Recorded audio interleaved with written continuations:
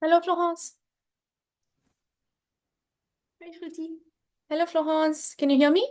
Yes, you Okay, too? perfect. Yes, I can hear you. Okay.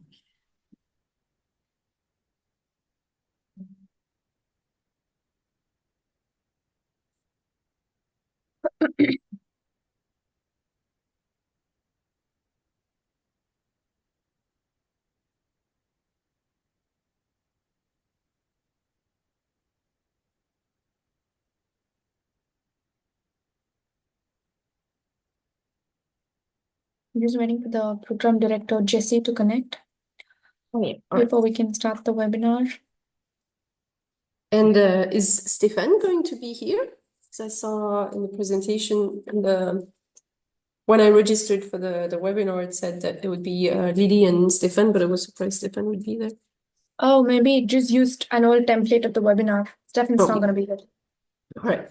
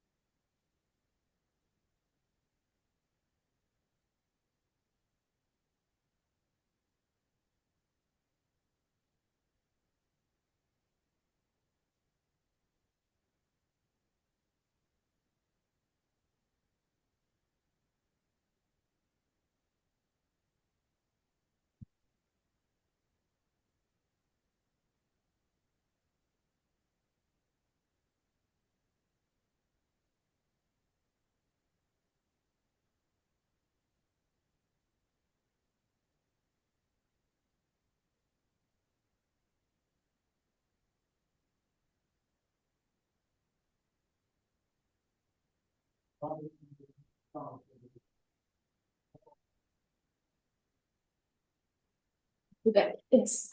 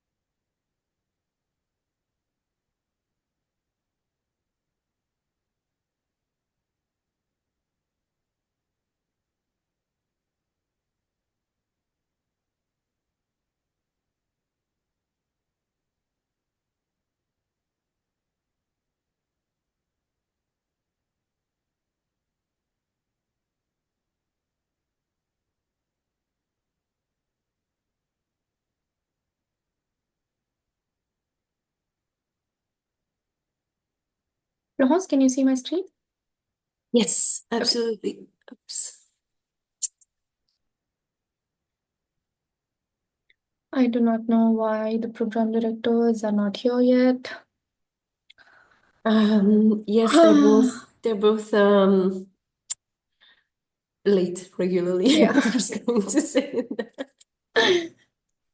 Um, I just sent him an email. yeah. Hopefully he's going to join because I do not know enough about the program to present it.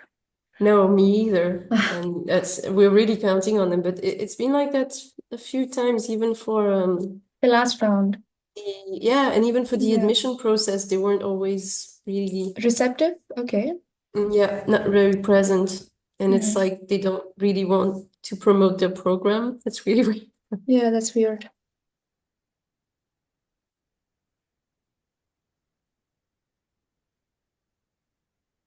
Okay, it's one. I'm going to go ahead and start the webinar so that the students are going to be joining. Okay. Yep. All right.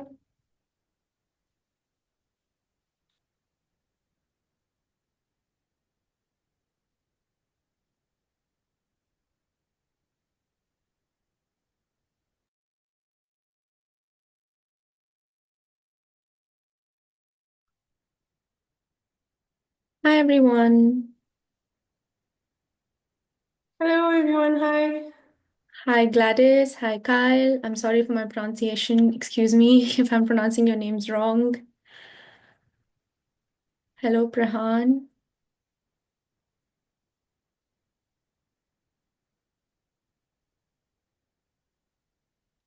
We're just going to wait for 2 more minutes before we get started. Hello, Abhijit. Sorry again if I'm pronouncing your names wrong.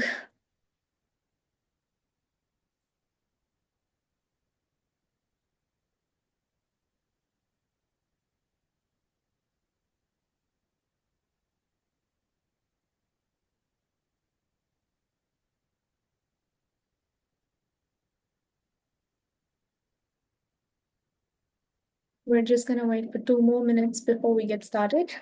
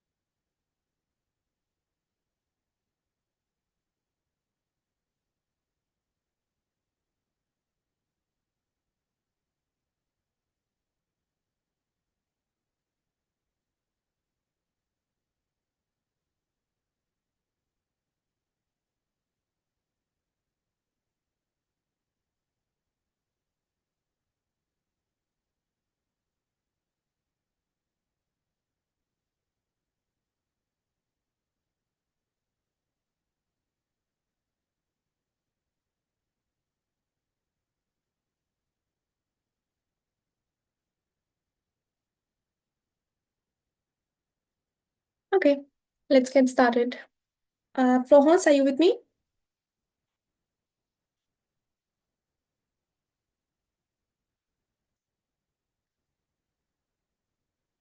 Florence, can you hear us? Yes, Shruti. Sorry, I was trying to reach out, Jessie. No problem. Thank you for that. You're welcome. Let's just go ahead and get started, and maybe Jesse can join us in between.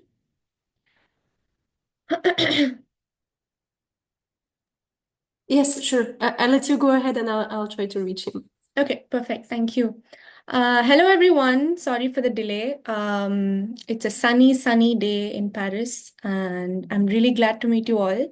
Welcome to Ecole Polytechnique's webinar. I am Shruti Sriram, and I'm from the marketing team at Ecole Polytechnique.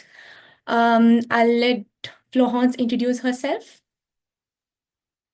Yes, sorry. Hi, everyone. My name is Florence Cass. I work with the admissions office at École Polytechnique, and I will be here to talk to you about the application and how to apply properly for this last round. Perfect. Thank you, Florence. Just to let you know, everyone, we are going to try to cover all the information as much as we can.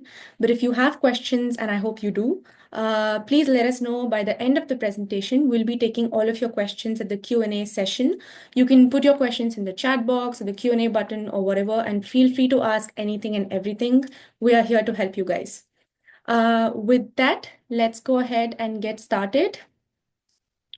So I can see there are students from different parts of the world. So I'm just going to get started with a simple statistic, which says 50% of the students who study abroad go on to perform better academically, and 97% of them find their employment within 12 months of graduation. So I just put this small statistic to show the positive impact that studying abroad can have on you and your academic performance. It shows that studying abroad can not only be an enriching and rewarding experience, but it can also be a great way to improve your academic standing. It's also an important reminder that studying abroad can be a great way to gain new perspectives, explore new cultures, and gain a competitive edge in any classroom or professional environment that you're in. With that, we have seen why you should study abroad. I'm going to share a glimpse as to why you should choose France to do so. So, France happens to be the seventh best country in the world in terms of economic power and second in Europe in terms of GDP. It's one of the best countries to study abroad, one of the favorites for recruiters. It's got 63 Nobel laureates in total. And if you choose France, I'm going to talk about why you should be choosing Paris, because Paris is the hub for science and technology in Europe. And Paris is, oh, we've got Jessie on the call. Hello, Jessie, can you hear us?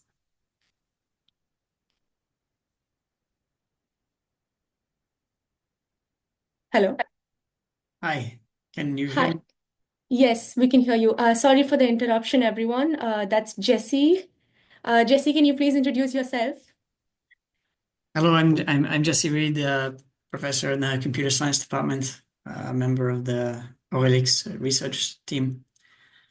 I've been at Polytechnique for, I guess, yeah, 8 or more years.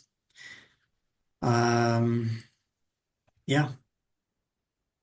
Great. Thank you, Jesse. Jesse was just running a little bit late, everyone, and he's joined us now. He's the program director. He's going to be presenting the MScT TRAI program content, which you're going to see in a couple of slides. But thank you, Jesse. So just to get back, like I was saying, Paris is the hub for science and technology in Europe. And Paris also happens to be the place with the most companies in France, I believe. So yeah, that's the reason you should be choosing Paris. And it's also an excellent student city, might I mention. I'm going to talk about studying in Paris, student culture, and student life a little bit more in detail in the coming slides. But for now, moving on to who we are, and just to let you know a little bit about us briefly, École Polytechnique is the number one institution in France for science and technology. We were founded in 1794, so we've got a long history ahead of us. We're situated right in the south of Paris, near a region called Versailles. And we have a traditional French campus that stretches over about 164 hectares. We offer programs from the undergraduate to the PhD level. So we have programs in bachelor's, master's, executive education, and PhD. And from an international student's perspective, we know how important rankings are. So just to let you know a little bit about our rankings, École Polytechnique has consistently been ranked as one of the best universities in France over the years. So we're the number one in France for engineering, technology, and computer science, number two for mathematics. We also go by the name IP Paris, which happens to be the second best in France and 46th in the world for best world universities. And like I mentioned, employers' favorite. So we're the number one in France and 18th in the world for employer reputation. 40% of our faculties come from international backgrounds, and we've got over 90 nationalities represented on campus. So just to let you know a little bit about our global network, these are some of the universities with whom we have partnerships, and we've got a strong alumni network stretching over about 30,000 people all around the world. This goes on to say that we have no limits when it comes to education. We've got numerous politicians and ministers for alumni. We've got one astronaut at the European Space Agency reserve. We've got the first woman fighter pilot, something that I'm personally proud of. We've got 5 Nobel laureates, and we're also part of the CAC 40 leader. So I'm sure if you're from France, you would be familiar with the term CAC 40. One of our alumni happens to be the second richest man in the world. So if you've ever visited our website, you would have seen these three words pasted on the nook and corners everywhere, which is education, research, and innovation. So these three words are our three main pillars. When it comes to education, we offer programs in multidisciplinary scientific courses. So what I mean by that is you're going to choose your program and you're going to study theoretical and practical aspects about your program, but you're also going to have chances to learn more about other courses such as humanities, languages, and sports. So we offer programs in a multidisciplinary perspective. We've got 3,700 students currently, and we also have 501 researchers. When it comes to research, we offer pure and applied sciences with over 23 laboratories in campus. The picture that you see on the right side is the TRAI X Innovation Center, which happens to be an innovation hub founded by our very own students. It's an amazing building, and it's situated right in our campus. I've got a picture of the campus, by the way, that's going to be in the end of the presentation. I'm going to show you the entire set of buildings from an aerial view. But the TRAI X Innovation Center is in tune with our students and labs. And since 2010, we've got more than 400 startups created. So coming to the MScT programs, we've got four themes, which is computer science, economics, environment, and data science. And we offer 11 programs in total within these four themes. So we've got 5 programs in computer science, 2 in economics, environment, and data science each. Today, we're going to be talking about the MScT TRAI program, which is the Trustworthy and Responsible Artificial Intelligence. These are programs for future industry leaders. So the MScT programs are 2-year courses, 100% in English. You're going to get theoretical and practical knowledge from these programs. They are full-time, and we've got one work-linked program, which is the cinematography course.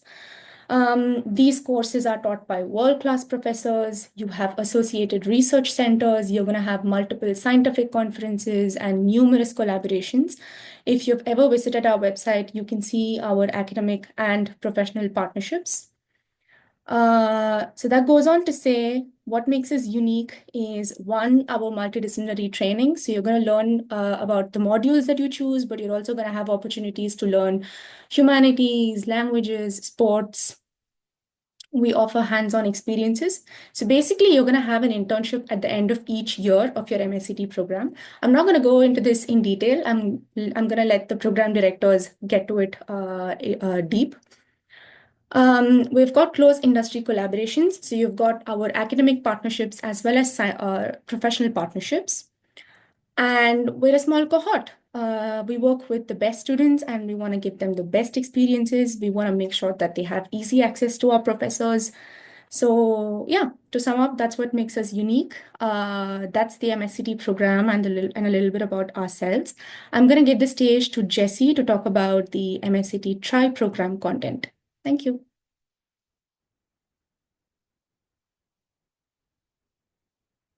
Jessie, can you hear us? Yes. Will you display the slides that we usually use, or that's perfect. Yeah. So this is a program, Trustworthy and Responsible AI. So there's 2 years. The first year of the masters. So this is still fundamentals of AI for the most part. So trustworthy and responsible does not exclude AI, which is modern and efficient and applicable and successful. However, we put increasingly more emphasis on these aspects of fairness, of the trustworthiness of the algorithm, robustness. So the first year is mainly so there's many of the courses are shared with other programs, which also deal with AI, and the year 2 is where we really see the particularities of this track. So we're looking more into verification, transparency, by which we can mean interpretability, explainability, privacy, industrial. So we also look at industrial use cases, right? So this is our focus is not, abstract academic exercises, but building models which can be deployed, which can be useful to industry. So including energy systems, transport, banking, finance, medicine, etc. Can I go to the next one? Yes, please. Okay. Thank you.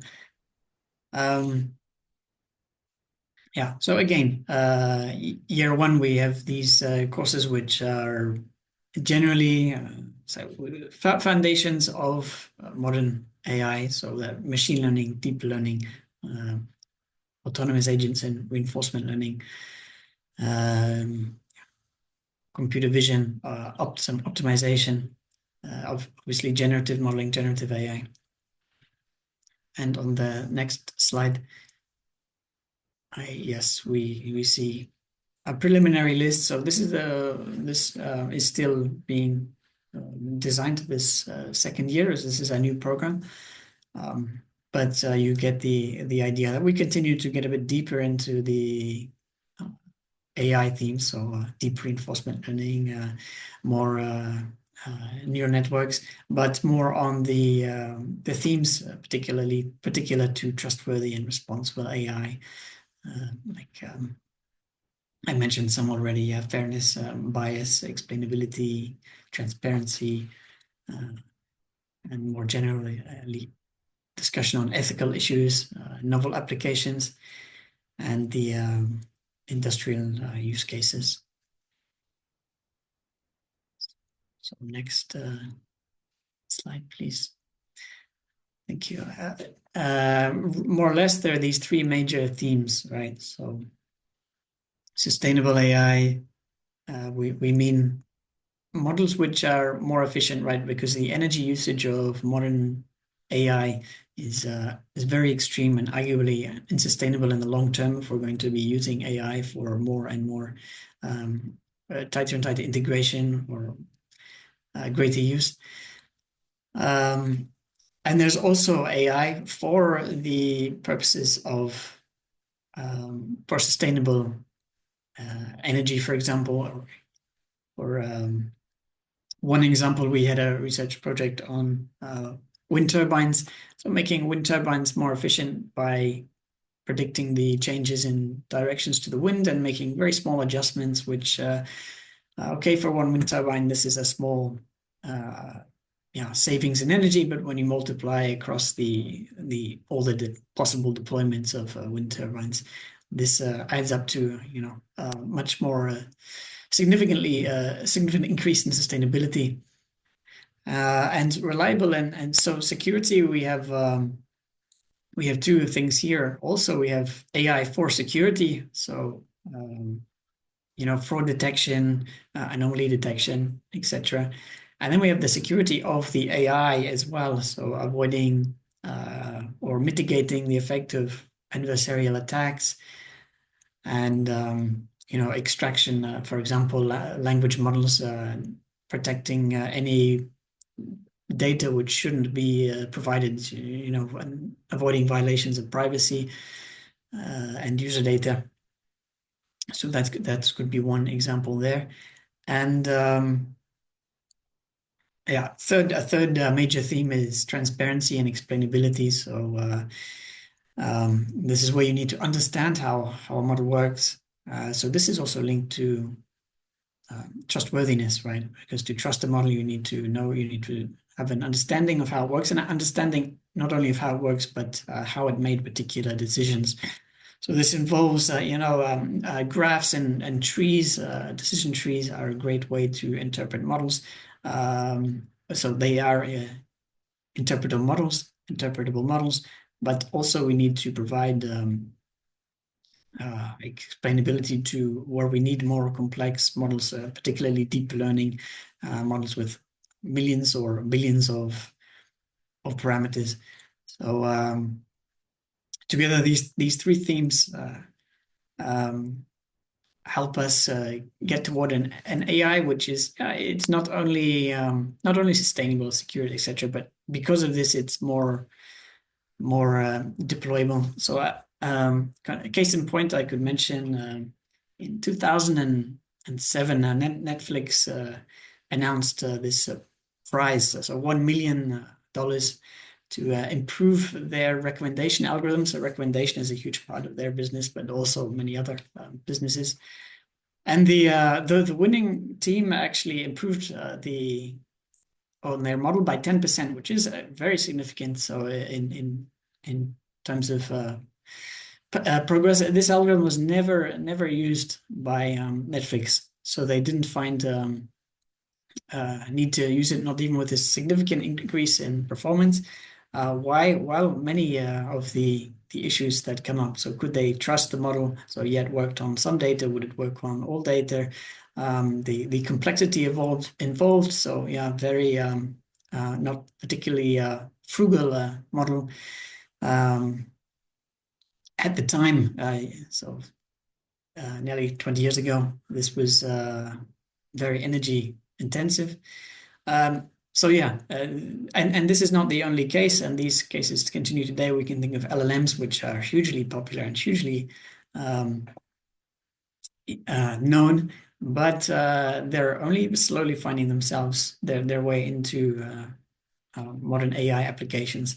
And to sort of overcome these barriers, well, the barriers we're talking about are exactly the ones that listed so far. So issues of transparency, robustness, trustworthiness, verification, etc. Next slide. So yeah, what do you need to take such a program? So modern AI is based on knowledge of you need a strong profile in math and computer science. So for linear algebra, statistics, etc., algorithms, data structures, programming. So these prerequisites are in common also with the other, at least some of the other programs, those involving AI in particular. Of course, there can be scope to consider other backgrounds, but it's really important to have solid skill set in these subjects. Okay, and of course English. Everything is in English, so all the courses are taught in English. So this is also a requirement. Okay, next slide.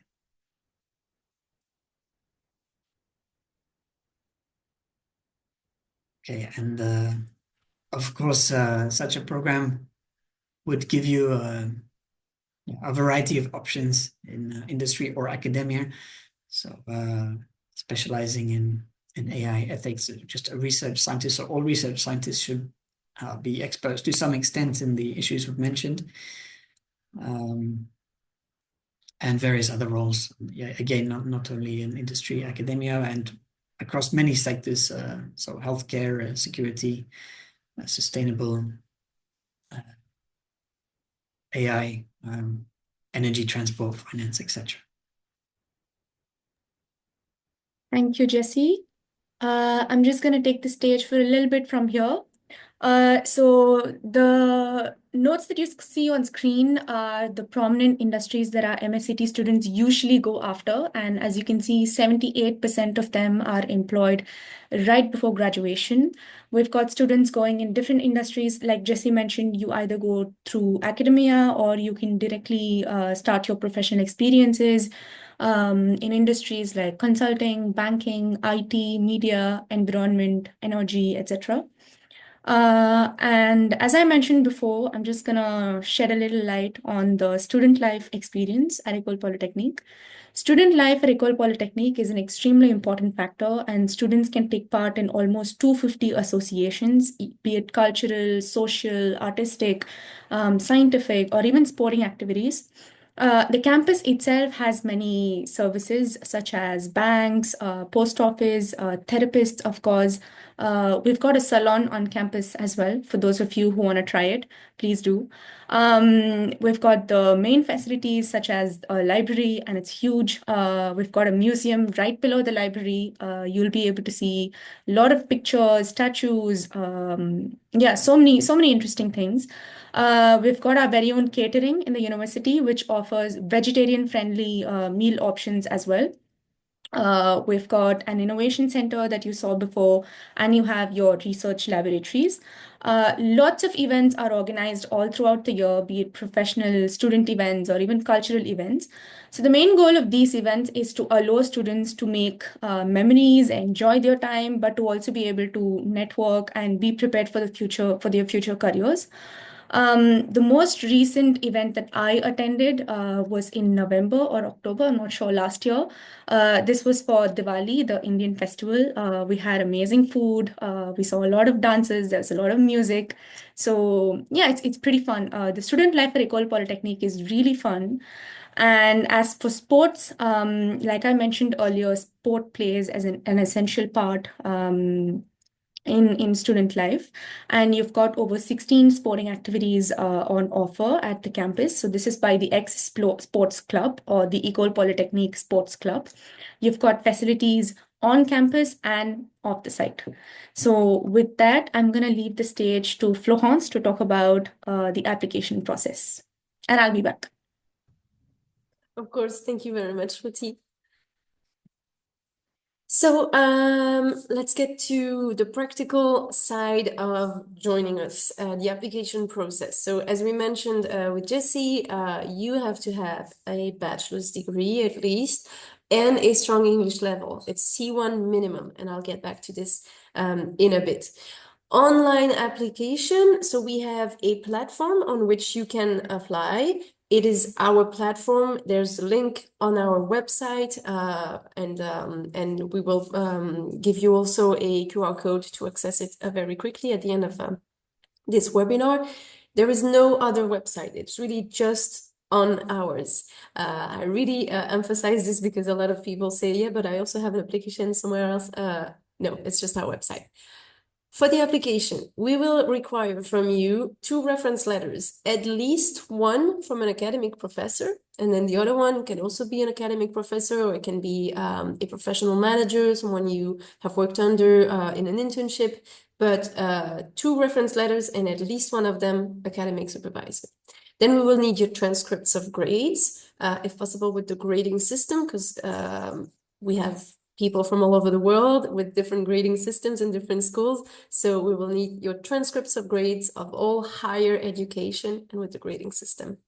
A CV, a resume with your academic background, a personal statement. With this, we are helping you a little bit because there is a template available on the application platform, you will see, and we really need you to follow the template. So there are 6 questions, easy to answer, you just have to fill it in and submit it.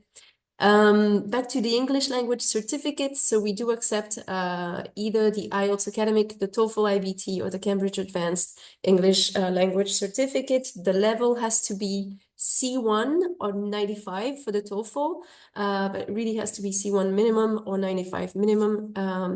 And finally, the application fee is 90 euros. If you get selected based on your application file, we will invite you to an interview that will last around 20 to 30 minutes. And during this interview, which will be conducted in English, we will assess, well, your level of English, but also your motivation, your scientific knowledge in the program you are interested in. And this will be also an opportunity for you to showcase any accomplishments in or outside the classroom that you want to explain to us. And the admission calendar, this is very important because we are currently in the very last round of admission for this year. So to entry in September 2025, this is your last chance to apply. You have until April 23rd, that is in 10 days from now, something like that. No, less than this, 6 days from now. So please hurry up to complete your application. And so how to apply, I just explained it, but you have a QR code right there. Please screen it if you need to have all the reminders. And where to apply, this is our application platform. You can also check the QR code on the screen.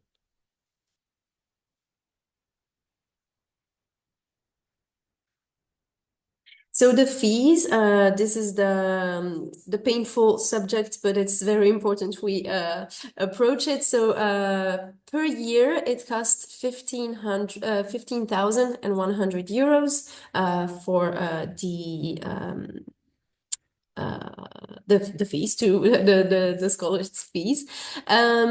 We can help some students with scholarships, but it's typically awarded to students admitted in the first 2 rounds. So currently there are no more scholarships available with us from the École Polytechnique. But you can consult the website Campus France. They might have scholarship opportunities based on the country you come from and the partnership we have with them. I'll also mention that there are student loans, interest-free loans available, but it is only for students who are already admitted and registered and present on campus in September. You will not gain access to it before.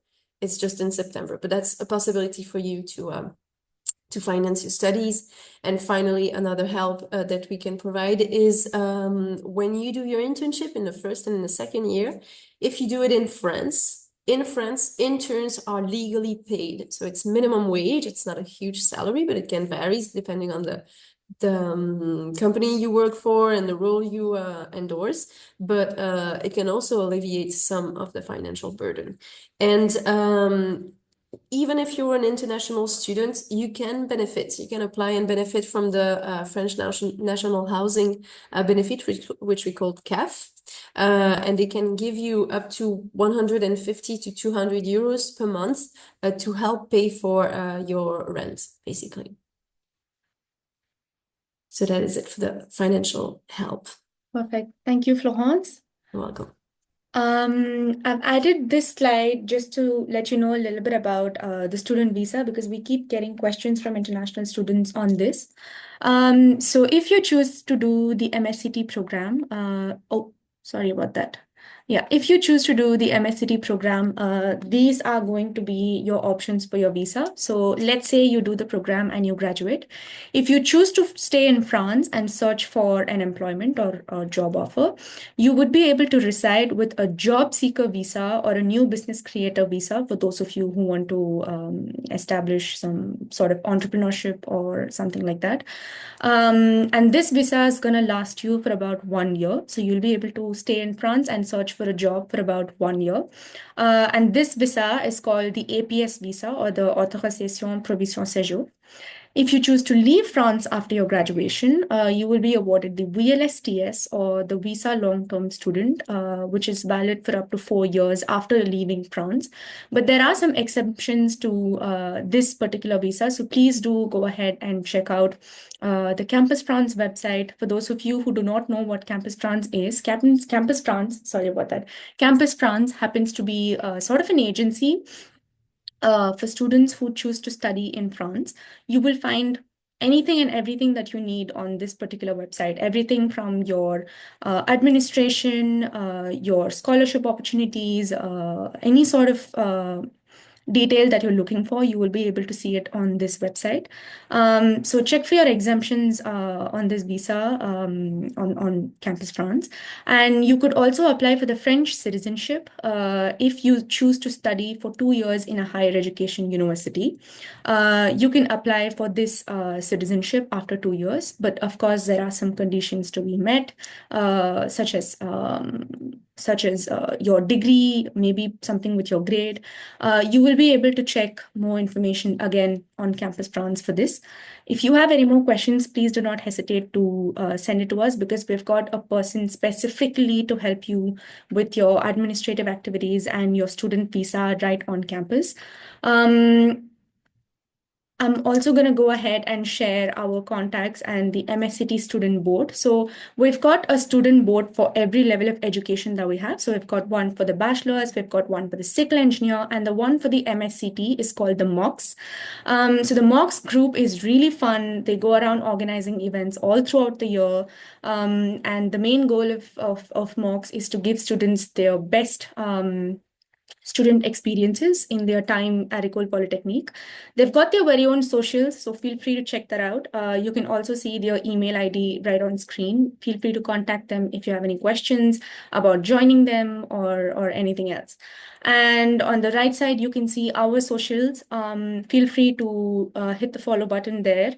We constantly post content on the campus, the MSCT student life, and much more. So if you've got anything that you would like to see, feel free to check it out. We also have the UniBuddy system where you can get in touch with our current students if you have any questions that you cannot ask us and you would feel more comfortable asking current students. So you will be able to reach them on the UniBuddy link that you see on screen. And do not worry, it's there. As soon as you visit our website, the first thing that you're going to see is like a chat pop-up with our current students link. So feel free to check that out. And as promised, here's the aerial view of the campus. So that's the campus. That's going to be your main building. So this is where you're going to have most of your classes, and you have all your amphitheaters, your library, the museum, which is right below the library, and much more. This happens to be the Drahi X Innovation Center that I mentioned earlier. It's got really cool meeting rooms. That's the thing that I love the most about it. And if you want to learn more about innovation, that's the spot. The buildings that you see over here are the accommodations. So we've got accommodations on campus. You've got individual rooms and shared rooms. For those of you who would like to know more about it, feel free to ask us. Feel free to check our website. You've got all the information there, from the rent to the kind of living conditions. For example, in shared rooms, what you're going to be sharing, etc., etc. And over here, you have the lake. So we've got a lake on campus. You can see students rowing. You can see students doing barbecues all throughout the time in this particular spot. So it's really fun, and it's frozen in the winters. So apart from that time, it's pretty amazing. So yeah, that's the aerial campus view. And now we are going to be taking some questions. So if you have any questions, please don't hesitate to let us know. We are here to help you. Please do not feel shy. Anything and everything, feel free to shoot the questions. I just saw that there is one question. Okay, so what does it take for international students, including non-EU students, to get scholarships from sources from the slide before, after your student visa? So I think it's this one. What does it take for non-EU students to get scholarships from the sources? Florence, do you want to take this up? So if it's from the Campus France website you mentioned, so it really depends. Campus France is linked to the French Ministry of Foreign Affairs and our embassies. And so France has partnerships with different countries, and some countries will create scholarships for their own students to send them to study to France. So it really varies depending on the country you come from. And so that is why if you go on Campus France, you can select what country you come from, and they will tell you what scholarships are available. Sometimes there are none. That's a possibility, unfortunately, but it's very interesting. I would really recommend you go check it out. So it's just Campus France. If you type it on Google, it'll pop up very easily, and it's very easy to use also to learn more about how to come to France for visit for studying. Yeah, and adding to what Florence said, you've got scholarships for specific countries as well, like scholarships for Indians, scholarships for Lebanese. So feel free to search that online and on Campus France as well, because there's so many out there. So yeah, I hope that answers your question. If it does not, feel free to ask us. We have got another. Hey everyone, as someone aspiring to join the industry as research scientist, I wanted to inquire about the research opportunities on and off campus within the institutes of IP Paris or other institutes in France or Europe. I'm gonna let Jessie answer this question, but just before that, I would like to add something. Like I mentioned, we've got 23 laboratories in campus offering pure and applied sciences. I feel like École Polytechnique is the institute in France if you are talking about research and sciences. So the 23 laboratories that I mentioned belong to École Polytechnique, but in the aerial view that you saw, we've got 4 other campuses along with École Polytechnique. So if you include that, I think it should be around 35 or 36 laboratories. I'm not sure about the exact numbers, but yeah. And you've got your equipments, you've got, and we've got all of this on our socials and websites. So if you're curious about that, feel free to check that out. But yeah, I'm gonna let Florence answer and Jessie as well.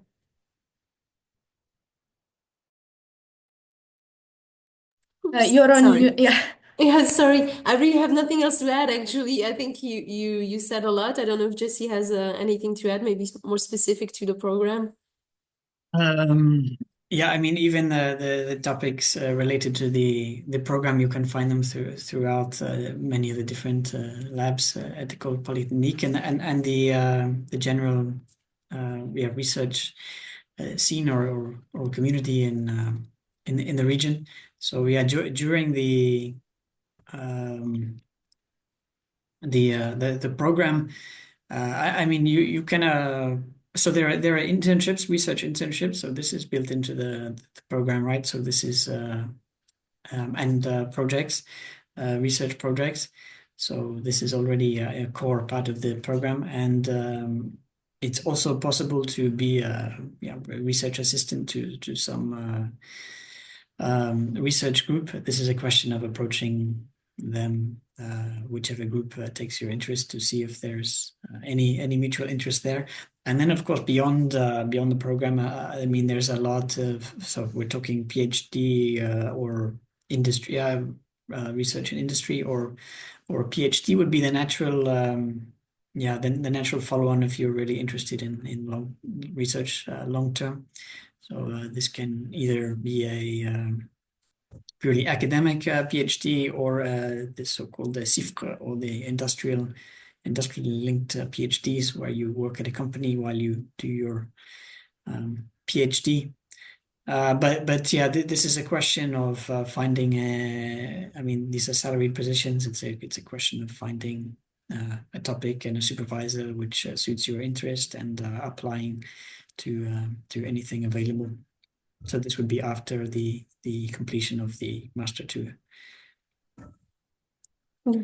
Thank you very much, Jessie. Yes, that's really the main well, one of the biggest asset of this program is that it gives you access to direct work entry on the work market, but you can also access PhD programs after this master's. So it's not just one or the other, it really grants you access to both worlds. So that's really interesting.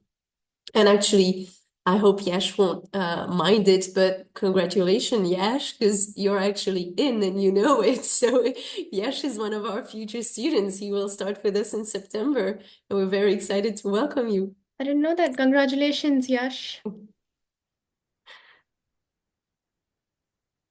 Okay, perfect. Now that's answered. Do we have any more questions? Anybody from the audience, please do not hesitate. Please do not feel shy, guys. We are here to help you. Even if you do not have any questions right now and you feel like questions loading, even if you do not have any questions right now and your questions load and you have much more in the future, please don't hesitate to email them to the GD admissions ID that Florence has just shared. Thank you, guys. Excited to join you in September. Okay, perfect. I think we are done. I'm just gonna wait for 1 more minute to see if anybody else has any question. Hannah is saying questions loading. Are you loading your own questions or are you expecting people to?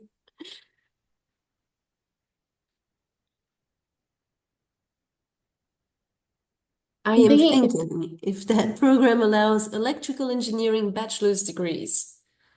That's a great question. The prerequisites for the entry in this well the application in this program I will check exactly what our prerequisites are asking. So, and I think Jessie will be able to correct me if I'm wrong. But we typically will welcome someone who holds a double bachelor's degree in mathematics and computer science. That is the main program that's really fully packed with all the prerequisites. But we can also accept a bachelor's degree in either field, of course, just mathematics or just computer science. And other degrees might be considered, but it really, really depends on the courses that you have followed, because obviously you will need to have, you mentioned you had some coding classes such as Python, C++, sorry, and machine learning. That's very good, but you will have to be comfortable to have a good comment of mathematics and computer science class. So I really encourage you to go check out the prerequisites in the courses that you are supposed to have followed in order to not be fully lost, because we also want our students to thrive and not crash. And so if you do not have the basics, this would be very, very hard for you, and that's not really what we push for you.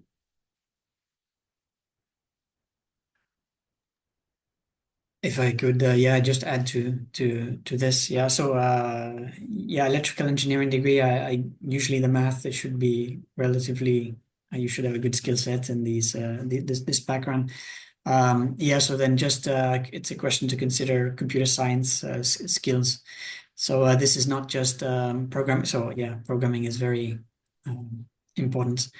Um, but but a bit beyond that, yeah, computer science skills and knowledge, so algorithms and data structures, etc. This is also fundamental. But yeah, to conclude on that, yeah, if you have the background in these areas, then sure, this can be a possibility. And Brian added, my degree had some math courses, calculus 2 and 3, differential equations. I think we will also expect you to have statistics, linear algebra, and analysis courses. So we will assess each application and each file separately from the rest, because everyone is different. Everyone has followed a different program. Sometimes some courses fit our prerequisites, sometimes not. So of course, we fully encourage you, sorry, to apply, and we will assess everyone's file in a very careful way. Perfect. Thank you, Jessie. Thank you, Florence. Do we have any more questions? And logic design course that has hex and binary numbers too, along with Verilog. And I took a statistics course too. Okay. That's very detailed. Thank you, Prehan. I hope the questions have been answered by Florence and Jessie. If you would like to add anything more, or if you have any more questions, please do not hesitate. Whether it's about the program, about the internships, about the application. Admissions or prerequisites, please go ahead, guys.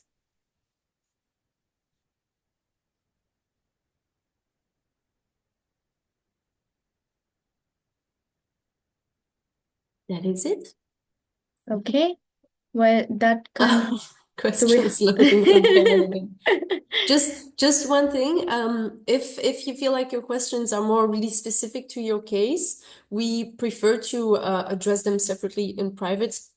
We can actually organize some one-to-one meeting through Zoom so that we can really take the time to look at your profile and not give just general answers that will not fit everyone. Yeah. So if it's really specific to your case, send us an email and we will reach out to you and try to answer all your questions very specifically. But if it's more general questions, then we can answer them here.